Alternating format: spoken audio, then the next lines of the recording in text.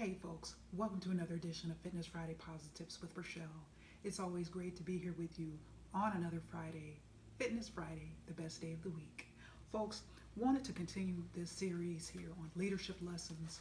Last time I highlighted the importance of really facing truth about yourself, recognizing what is my problem? What are some of my problems?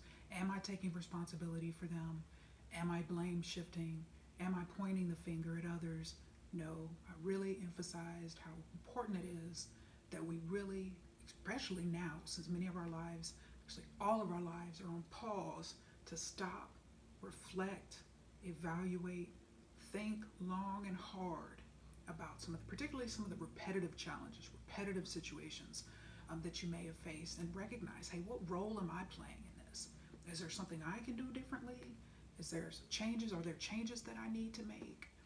And folks, once we start to do that, particularly taking responsibility, our lives, are just destined to just go in a whole new positive direction.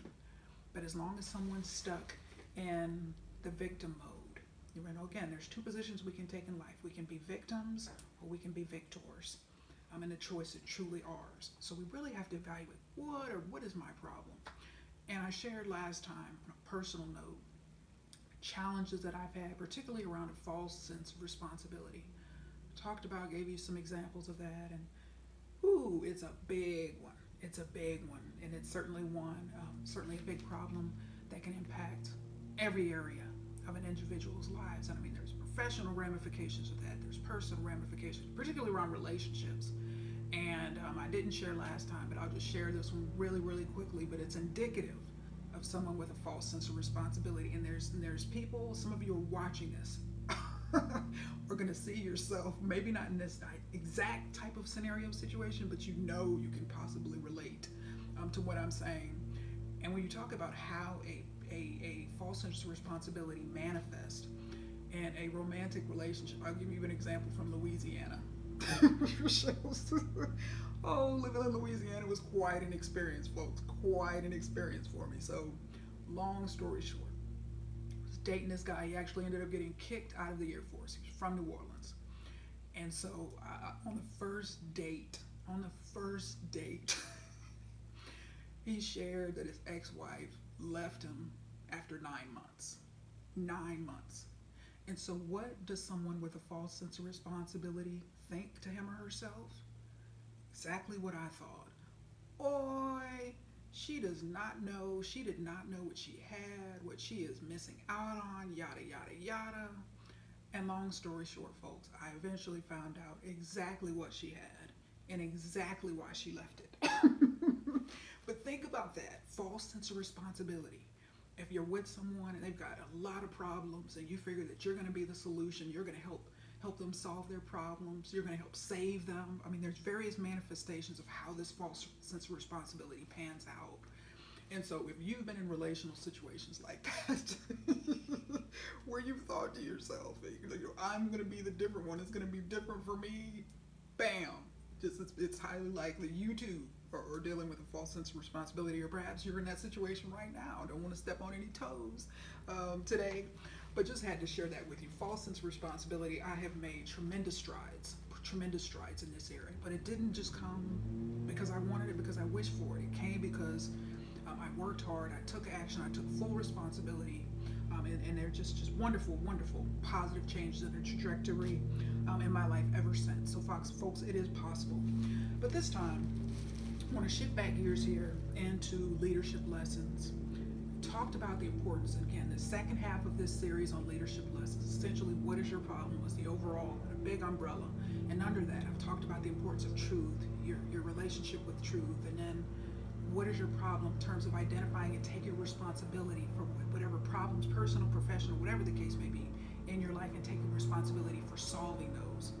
And this time, I want to talk about, so we talked about truth, taking responsibility. This time we're going to talk about timing and how important timing is to leadership. And so you'll notice in the second half of this series here, there all of these topical areas, subtopical areas actually start with a T. So we're going to continue this conversation with those, but this time it's on timing. And And timing is so important to leadership, particularly, especially, absolutely, around decision making. What types of hindrances exist for you as a leader, particularly around your timing and timing decisions? Is it a confidence? We're going to talk more about confidence here later on in this series, but is it a confidence issue where you tend to second, triple, quadruple think yourself, and am I making the right decision? I don't know what I want to do. So is it indecisiveness that's causing some timing issues? Is it a lack of information in terms of knowing the what's going on competitively in your markets? What's going on? Do you not have the right people around you to help you make solid leadership and managerial ownership decisions, whatever the case may be? Because that's timing, particularly from a leadership perspective, it can truly make or break you. I mean, there's just no other way to say that. This timing is so important. And we think about, yes, we got to bring out the old hefty SWOT analysis again, because when you think about, again, strengths, weaknesses, opportunities, and threats, your lack of action, inability to take action, whether it's the lack of confidence, indecisiveness, lack of information, whatever that issue may be, is an opportunity for your competitors to exploit. Remember, particularly when you're looking at competitive analyses in individual markets, regions, territories, countries, whatever the case may be, folks or entities that are able to act reasonably nimbly, again, we're talking about sometimes large major corporations where change can certainly come a lot slower, but competitively speaking, some of your greatest threats will come from your competitors that are able to act certainly in a quicker manner perhaps than you are able to or have historically been able to.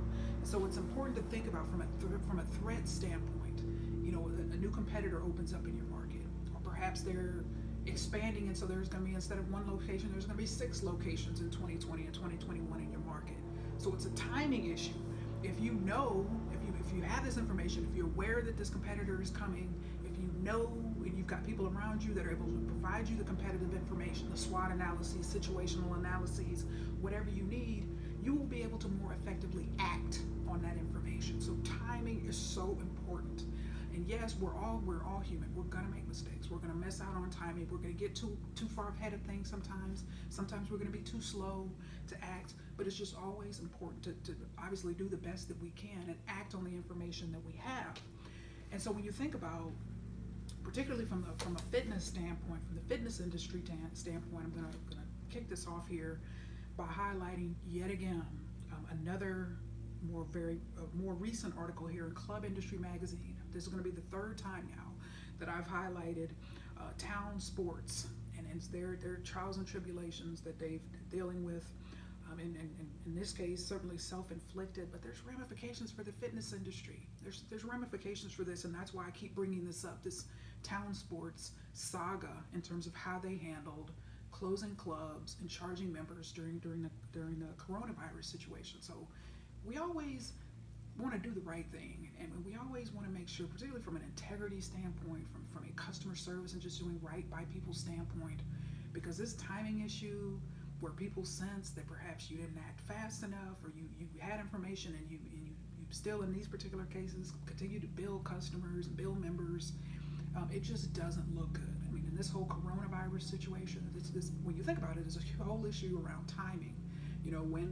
When businesses close, when schools close, when they're going to reopen. Just think about how much this issue of leadership timing is to the coronavirus challenge. And this is certainly a global pandemic. It's something that is hard to just gauge because there's so many unknown factors and just so many unknowns. So it's certainly difficult to determine timing, and you're dealing with lives, which, as I stated the first time I talked about this, my own personal value system and priorities, human life is most important. Bam, that's it. It's saving lives, preserving lives. That's where I stand. But you can just, when you think about it from an overall timing standpoint, think about how much this global pandemic is that the timing issue is an impact, is actually truly at the heart of all of this entire situation. How soon will a vaccine come? How soon this? How soon that? When this? When that? Whatever the case may be. And so let's get back to this article in Club Industry Magazine, as I stated. So this one, the byline states Club Industry Staff. So it was published on April 28th, 2020 at 11:54 a.m. Title of this article is Town Sports Comes to Agreement with 4 Attorneys General on Membership Charges During COVID-19 Closures. All right, so it goes on to say, Town Sports International will stop charging members while its clubs are closed because of the COVID-19 pandemic, according to announcements from 4 state attorneys general. The gym chain also will credit members for time the gyms were closed and offer free electronic membership cancellations through April 30th. Town Sports owns and operates Boston Sports Clubs, New York Sports Clubs, Philadelphia Sports Clubs, Washington Sports Clubs, Lucille Roberts Clubs, and others. This policy change comes after the Attorneys General of New York, Pennsylvania, Maryland, and Washington, D.C. sent a letter to Town Sports demanding that the company stop charging customers for memberships during the COVID-19 mandated shutdowns. Town Sports agreed earlier this month to automatically freeze memberships at no cost. With this agreement, the company has committed to provide additional relief to its members seeking to cancel and resolve all complaints filed with the Attorneys General. The Attorney General of Massachusetts also secured an agreement with Town Sports in early April that the company would stop billing members of its Boston sports clubs and allow members to cancel their memberships without paying a penalty or a fee. The Massachusetts Attorney General announced on April 10th. Prior to the announcement by the Massachusetts Attorney General, Town Sports had posted on its website a letter to members sharing that the company had adjusted our policies to align with your needs and industry best practices. The adjustments included automatically putting memberships on freeze at no cost to members going forward while the clubs are closed, and extending membership access to equal the number of days paid since its clubs closed. Members also now get Passport Elite status for 1 year, along with a free 3-month guest membership to be used when the clubs reopen. It also specified that members wishing to cancel their memberships could do so online by clicking on the Contact Us link on their home club's website. Town Sports stated it would then send an email confirmation of the cancellation request. So there you have it. Yet another example, and I've stated before, leadership no-nos. And prior, I think it was 12 parts, it was a long series on that gym leadership no-nos, fitness facility gym leader no-nos. Is this billing and this cancellation is something that has dogged the fitness industry forever. I mean, it just continues. I mean, I don't care what type of entity you're talking about. I don't care if we're talking about a fitness chain, private chain, whatever the case may be. This billing and the difficulty in canceling memberships is something that this coronavirus pandemic is shining a light on, and rightfully so. It is certainly a time that positive changes be made, and this is an example where it took attorneys general from multiple states in order to get these folks to do the right thing. And so that's why I'm always challenging you. I mean, just doing the right thing, because now all of a sudden you got a public relations nightmare, you got a marketing nightmare, you got a customer service nightmare, you got a legal nightmare, just all from this, just unwillingness to just, hey, when members want to cancel, let them go. You're making it tough. You're charging people when the clubs are closed. And this is only one example. I've shared some other clubs examples in 2 or 3 other episodes. I've talked about these legal ramifications around this COVID crisis in fitness facilities. But these are just COVID examples. I mean, this has been going on for the longest time across the country. And so this is something that just has to be addressed. And it's good to see from a legal standpoint, these entities being held accountable for doing these type of things. So folks, you just always want to just think long and hard. Again, from a timing issue. I mean, how hard would it have been for them to say, you know what, hey, the club is closed, we can't charge these people. We can charge them again when we reopen, but just think about this. I mean, don't want to turn this into a whole legal issue, but this is so important because, I mean, this is going to cost them, legally, in terms of public relations, in terms of marketing and all of that, impact negative consequences, legal consequences, far more than what they gained in collecting those memberships. And so it's just not worth it you always want to be on the right. You want to be on the right side of history, particularly from a timing standpoint. If you have information, if you recognize something is going to be a decision that's going to be detrimental to customers, to members, you just got to do the right thing. Act on the information that you have. And I know this is something, and again, this is certainly a global pandemic. There's no blueprint, there's no roadmap, and it's just been a challenge. Folks are doing it all over. We're doing the best that they can. And I know here from Michigan, I remember it's amazing that that the gyms have been closed for weeks now.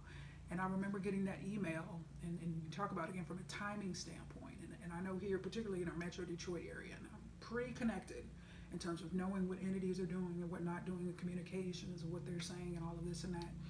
And I know from a Planet Fitness perspective, I know PF Michigan Group got out front when they made some proactive adjustments early on during this pandemic initially to the club hours. Their clubs hours were adjusted. And I remember getting that email, and I thought, man, they took some action proactively. Ultimately before the clubs ended up closing and all of that when the situation worsened. But it was just good to see some proactive action, getting out front in terms of taking some action before the subsequent changes were required and were mandated, ultimately. And so timing. I just want to share a few examples here as we talk about timing. I want to start out here. I actually got a couple of Forbes examples for you. And again, I have to give my disclaimer. This is not investment advice. When I pull out something like when I'm reading from Wall Street Journal or Fortune or Forbes, something like that, I would tell you this is not investment advice. So this is from the May 2020 edition. And so I want to read something, actually a couple of things here for you. Just a couple of examples. So what we have here, and so in the contrarian, so we've got someone highlighted, dare to do differently. So you can see there, dare to do differently. And so let me read what it says. So Ian Martin, had this to say, called this gentleman the AirPod aristocrat. Let me read it here. It says, 13 years ago, no one wanted to buy a money-losing hearing aid battery maker. No one but Michael Tajner. Against all odds, Austria's Mr. 300% turned that $40 million investment into a $1.9 billion fortune. And it has in brackets and in parentheses, thank you, Apple. Now he has to fend off the copycats. So from a timing standpoint, so that's one thing we all have to think about from a timing standpoint. So it says 13 years ago, no one essentially, in a nutshell, no one was interested 13 years ago. So from a timing standpoint, when we're making leadership decisions, sometimes it's the right time, sometimes it's not. And that's why, particularly in adverse situations, if you're talking about a startup or a launch, or perhaps a facility is opening up at the first one in the market, those adverse circumstances, when no one knows who you are, no one believes in you, you've got haters, you've got naysayers, you've got doubters, it is so important to continue on and persevere, believe, and recognize, particularly if you believe in your product, your service, your purpose, whatever the case may be, your entity, facilities, to persevere and keep on keeping on. And I just thought this was a wonderful example from a timing standpoint. It took 13 years, but then all of a sudden, bam, now he's fighting off copycats. Other people are interested in his idea and replicating this and that. So just recognize from a timing standpoint, we don't want to always have the information. Timing is not always perfect because there can be unknowns, there can be market challenges, there can be financing challenges, there can be legal challenges. But just keep on keeping on. And sometimes it'll pay off in many cases, not always, but in many cases. And the second example I wanted to highlight was Zoom. Everyone's hearing a lot about Zoom these days, where they've really kind of stepped up from a leadership standpoint. And also think about this from a timing standpoint. Zoom didn't just start up right before this COVID crisis. Zoom has been around, but from a timing standpoint, we're not going to read this. This is a very, very long article, but you can certainly Google it or go to the Forbes website and see if you can see it online. But this article is entitled Zoom Kaboom. And so Alex Conrad wrote this article. I'm just going to read a couple of snippets of it. And it says, Eric Yuan is helping millions of people survive social distancing by giving away his video conferencing tool, Zoom, for free. The move is earning him much respect, and when the pandemic has passed, the billionaire's business will likely be stronger than ever. But in the midst of a global crisis, can his app withstand a 610% spike in traffic virtually overnight and the scrutiny of prime time? Because if you haven't heard, there's been complaints and issues around privacy and all of this and that, but you just study and read up on that on your own. I don't have time to get into that, but I wanted to read this second piece here. Here we go. So this is towards the conclusion, several pages later of this article. And I love this because remember last time I talked about evaluating, what is your problem and the importance of taking responsibility from a leadership standpoint. But again, that's why I started out these leadership lessons, the second half of this series, highlighting truth, the importance of truth, recognizing it, and challenging you to think about what your relationship is with truth. How comfortable are you telling the truth, even when it may be bad news, or someone doesn't want to hear it, or it may hurt their feelings, or they may reject you, or they may fire you, whatever the case may be. Or how, and conversely, how comfortable are you and how open to you are you to hearing truth? Do you get mad at people? Do you curse people out? Do you fire people? Do you humiliate people? Do you berate people? And so it is so important to take responsibility, and I love this. And I highlighted this, and I couldn't wait for this episode to be able to point this out. So it says, again, talking about Yuan again, he does find the time to check social media, where he has long been known to respond to individual user concerns and vow to look into problems himself. It's not something to distract myself. This is part of our business operation, Yuan says. At the start of a company like Zoom, there are problems every day. Do you want to know, or do you want to hide? I want to know. Love that. Absolutely love that. Wants to, somebody that is comfortable with truth, that embraces truth, that is open to truth, that actively seeks out truth, that is driven and that drives him. That is so important. He doesn't want to hide. He doesn't want other people to hide the truth from him. He wants to know. He wants to know, which is so important, folks, so important. And so I wanted to highlight that, and just going to move on to here a second Forbes. I'm going to point something out. So now this was the March 2020. Held on to this one for a while, and the only thing I want to point out from this particular issue is right here on the front cover. And it says, new billionaire R.J. Scaringe. And it says, a quote by him, we're hiking on an unpaved path. But this right here is what I wanted to point out. Elon's new nemesis, it says, with bleeding edge tech and a $3 billion war chest from Amazon, Ford, and the Saudis, secretive automaker Rivian is already Tesla's worst nightmare. So think about this. Again, not investment advice. Not at all. But think about from a timing standpoint. Folks, that's why I'm always, got to pull it out here again. That's why I'm always coming back to this SWOT analysis. Because think about that. Now Tesla, so again, now it's stating he's already becoming Tesla's worst nightmare. So think about this from a timing standpoint. If you're Tesla, you don't want to just wake up. You don't want to have, particularly the CEO or member of the senior leadership team, just wake up and be surprised to read this and ask his or her subordinates, why am I just not hearing about this? Why don't I know about this? And so I just challenge you to put yourself in that situation, and those particularly leadership roles, and how important timing is, and access to information, and wanting to know the truth. The hearing that you've got major competitors opening up in your market, whatever the case may be, or competitors stealing your personnel and your staff.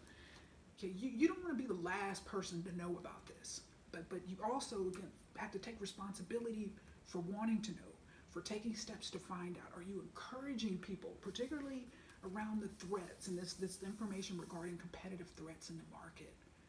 And this is wonderful. I mean, it's really just made me smile. And how many entities, and particularly in the fitness industry, are surprised. Oh my goodness, I can't believe I have this competitor. What are we going to do? Peloton now, Peloton bike. We've read about them, heard about them a lot, seen their ads and all of this and that. And so now they've got competitors, but that's why just competitive analysis and competitive framework is so important to day-to-day operations. You have facilities around this country that just are blindsided by their competitors, by competitors opening up or expanding, whatever the case may be, or evaluating what they're doing, or increasing their service and class and gym offerings, perhaps renovating, remodeling. All of these things, this is something your staff and you need to be aware of, and certainly have like a bird's eye view. You got to know what's going on in your market, because with businesses and companies, and this is certainly true in the fitness industry. I mean, if you're asleep at the switch and you don't know what's going on, and you've got tunnel vision because your facilities are all there is and the best and this and that, and then all of a sudden you got competitors opening up, taking your market, taking your members away. Now you've got membership drain, you got membership attrition, and you didn't see it coming. And so from a timing standpoint, the ability to see things coming is so important. That is so important, because otherwise you're waking up saying, oh my gosh, I didn't know, and then you're blaming people, and that it's just not a good look from a leadership perspective. So the importance of your competitive analysis and staying on top of what's going on in your market is something I come back to over and over and over and over. And it all is just foundational part of leadership lessons revolving around timing. When you have the information, when you know things, when you act. Are you able to act? Do you act? Do you not act? Because you don't want to be on the wrong side of that inaction. Taking no action. You don't want to be that, because in this particular case, your Tesla, think about all the investments and all of that have been poured into that entity, just as an example. Now all of a sudden you got a big competitor, and then just bam, oh my gosh, what do? They've taken over our market leadership. No, and that happens day in and day out and day in and day out. Folks, the last example I want to give you actually comes from Ad Age. Ad Age, or so it used to be called Advertising Age magazine. And so I've been saving this one for a while now. This is the March 23rd edition. And so this article, it's actually entitled, and there's some fitness facility, particularly around leadership parallels here I wanted to highlight. And it's the title of this article by Adrian Pasquarelli is entitled How Retail Can Bridge the Social Distance Gap. So keep in mind, this was right after when retail spaces started closing down. But listen to this. So the article starts out by saying, when she first started hearing about how easy it is to contract the coronavirus, Mary Howard, the owner of Penny and Ting, a 2-year-old independent toy store, immediately closed the children's play area in her shop and began inputting customer emails into her iPad herself, rather than having shoppers touch the screen. But as the news worsened, she took down the open sign on her shop, which is located in Westchester, New York, not far from one of the country's worst COVID-19 outbreaks, and began offering concierge services. Howard selected products for customers who FaceTimed her their request. Last week, she rushed to get Penny and Ting's website running as an e-commerce operation, something she had always planned but never had that time to execute until the global pandemic made it a business necessity. Timing, one more time, timing. How many people can relate to this? I mean, not just even on a personal level, not even just on a professional level or fitness facility level, leader level, but just personally. And I've started out talking about this when the pandemic first hit. How many people have put things off, and now this is a time, many people are taking advantage of this time to do things they've always wanted to do, to enact initiatives they've always wanted to enact, particularly to transition their business and their business models and business operations, shifting those more towards online versus brick and mortar. But this is a perfect example. Never had the time before. And now COVID-19 has forced this particular individual to take action. So I just had to highlight that one because it's so indicative of truly of the human condition. We're human beings, we get busy, we put things off, we procrastinate, but COVID has changed things for a lot of people. And so I want to wrap up this particular aspect before I conclude this episode with Rachelle's Coronavirus Challenge. Some encouragement there by just highlighting from a timing standpoint, what have you put off? What do you need to do? What strategies have you been neglecting to perhaps execute on in years past?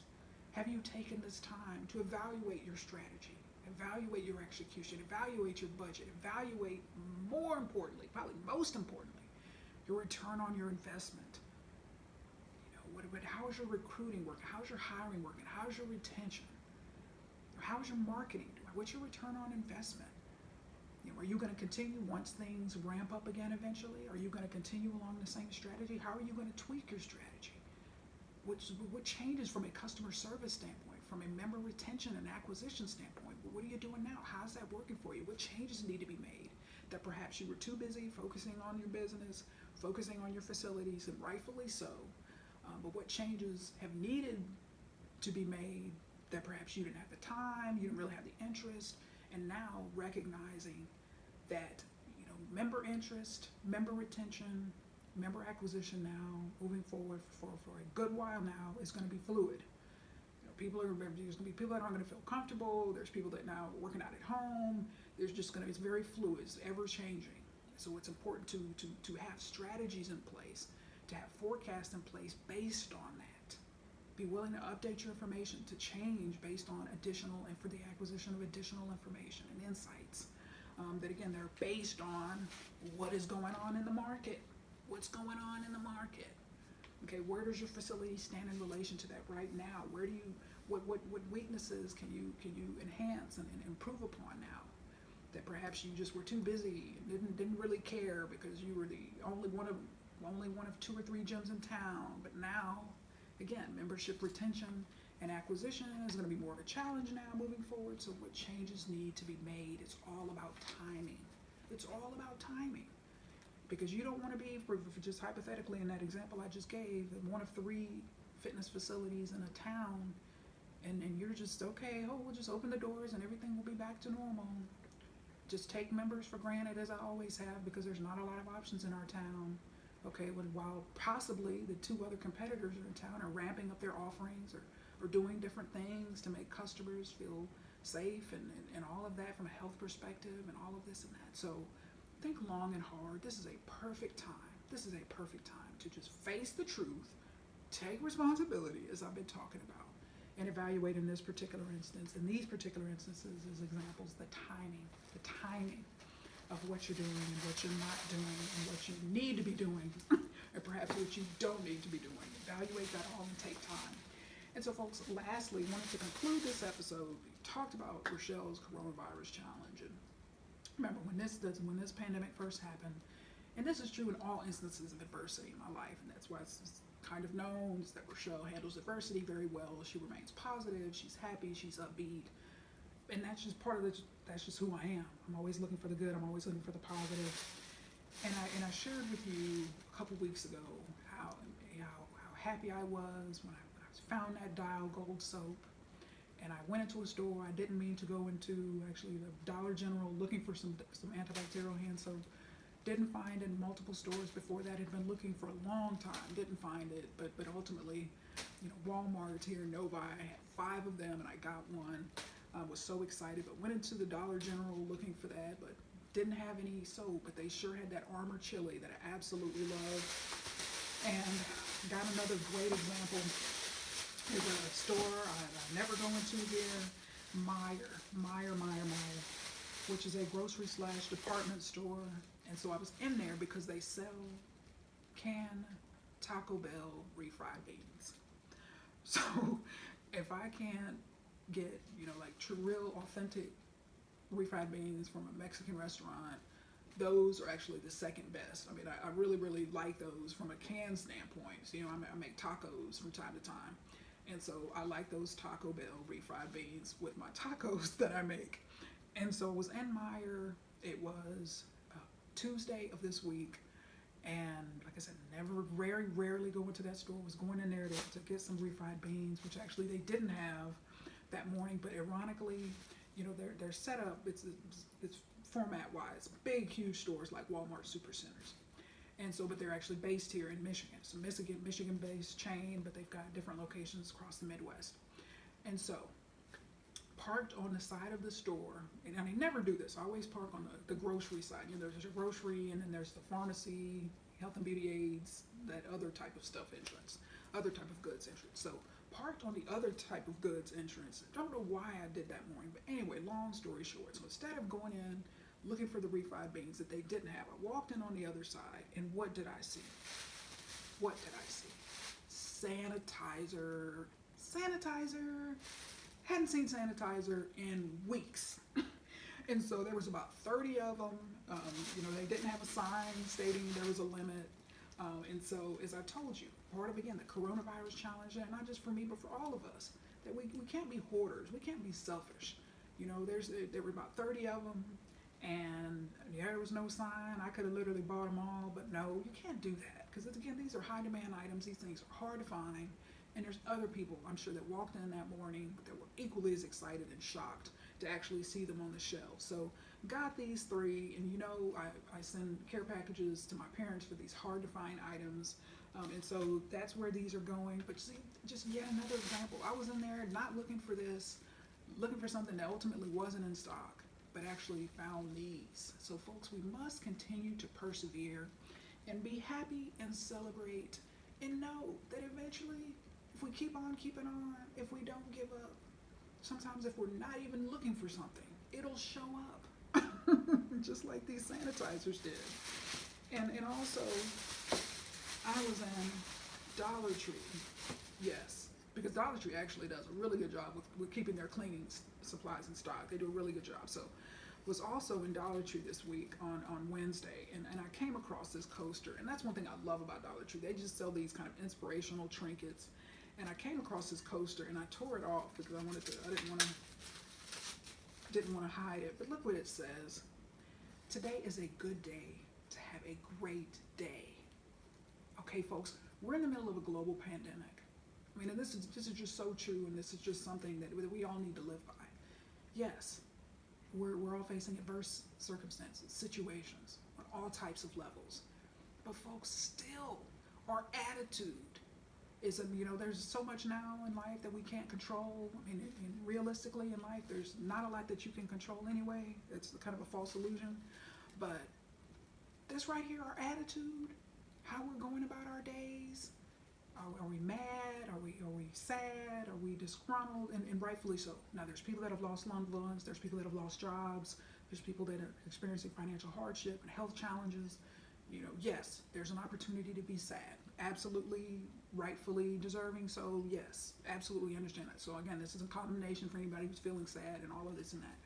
But I'm saying, apart from that, let's look for the good. When I first highlighted, again, that big placemat that talked about, it said thankful, blessed, grateful, that I found in Dollar Tree, ironically.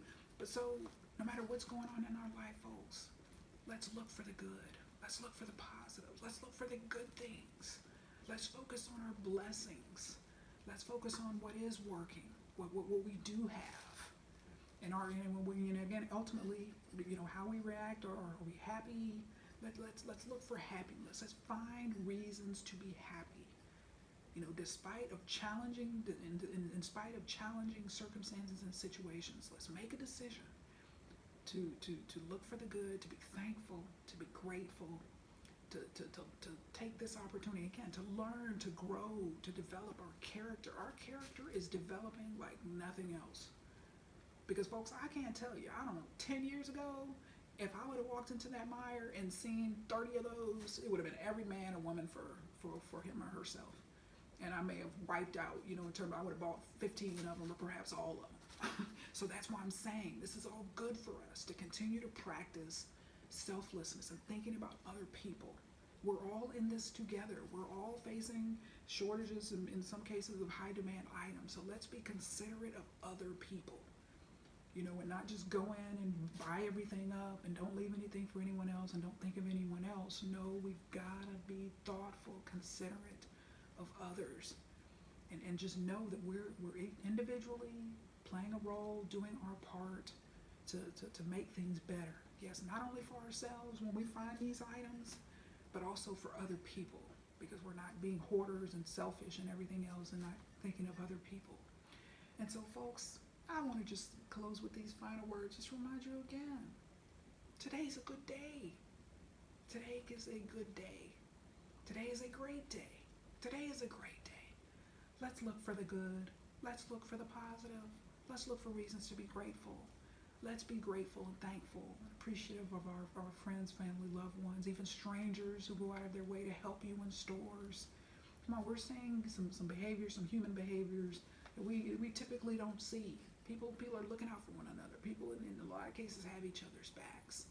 And this is wonderful to see. So let's make sure we're all doing our part to make today a good day, to make today a great day, and to make sure that we are keeping on, because we will get through this. We will get through this. We will emerge better people, better people, better people. I promise you, you're going to look back and you're going to say, Rachelle said that, this is going to make me a better person. And now on the other side, you're going to look at this and you're going to think about how you've changed as a person, and perhaps you're more grateful when you used to take people for granted, and you're now more appreciative of your staff, and now perhaps you can communicate that just more with less effort and just sincerity and authenticity, and they sense that. And then for 2021, you don't have the same turnover issues that you've had because people felt that you took them for granted and didn't appreciate them. So folks, let's make today and every day a great day. It's all in our hands, but we've got to make a decision, and we have to take responsibility for our attitudes. All right, so that's all I have for you today. I cannot wait until next week when, yes, we are going to talk about leadership lessons around testing. We're all tested as human beings. We all face adversity, so we're going to talk about the tough times. So can't wait. But until then, remember, I am positively passionate about your leadership and success. Make it a great day.